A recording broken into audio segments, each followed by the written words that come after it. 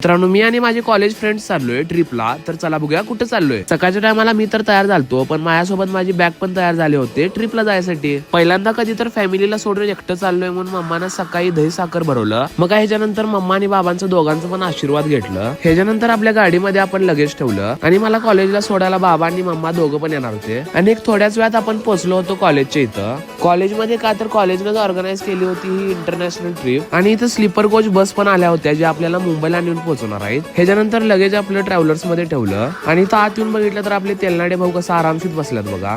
आता मित्रांनो बसलोय आपण ट्रॅव्हलर्स मध्ये.